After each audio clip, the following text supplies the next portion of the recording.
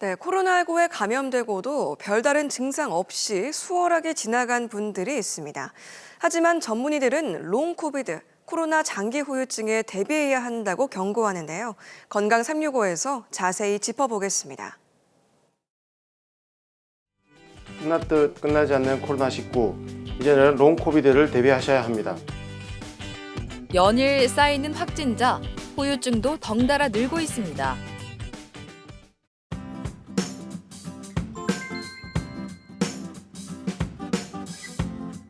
최근 코로나를 앓은 이후 기침 가래나 흉부 불편감, 가슴 답답함, 흉부 통증, 피로감, 우울감을 주소로 내원 환자분들이 많습니다.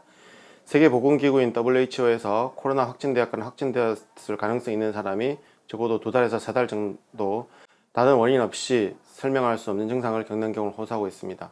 감염 직후에 증상이 나타나기도 하고 감염 이후 증상이 없다가 새로 나타나는 경우들이 있습니다. WHO는 확진자 10명 중 2~3명이 이런 후유증을 앓는 것으로 봅니다. 또 감염 당시 중증이던 사람들에게서 후유증이 더 많이 생겼습니다. 외래로 내원하신 분들이 주로 피로감이나 기침 가래, 호흡곤란, 근육통, 후각이나 미각의 이상 증상, 그리고 사고 집중의 어려움들을 호소하시는 분들이 있습니다. 해외 연구기관에서는 우울감과 불안장애, 호흡곤란, 흉통 등의 순으로 증상이 많다고 이야기하고 있습니다.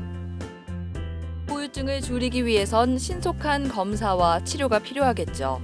특히 폐합병증은 가장 경계해야 합니다. 코로나 이후 드물게 폐렴이나 폐 섬유화 등의 합병증을 호소하시는 분이 있습니다. 진단하는 데 있어서 가장 기본적인 검사는 청진과 흉부 사진 촬영이 되겠습니다. 폐 섬유화의 경우는 초기에 확인하기 어려울 수 있기 때문에 흉부 CT를 통해서 빨리 확인하시는 것이 필요하겠습니다. 전문의들은 호흡곤란이나 가슴 불편감 같은 이상 증상이 없더라도 검사를 받아보는 게 좋다고 권고합니다. 롱 코비드의 경우는 서서히 좋아지는 것으로 알려져 있습니다. 필요에 따라 항생제와 스테로이드 치료를 필요할 수 있습니다. 하지만 치료 이후에도 영구적인 폐 손상이 이어질 수 있어서 치료 시기가 늦어지지 않도록 하는 것이 필요하겠습니다. 코로나19 격리 해제 후에 피로감을 느낀다면 충분한 휴식이 먼저고요.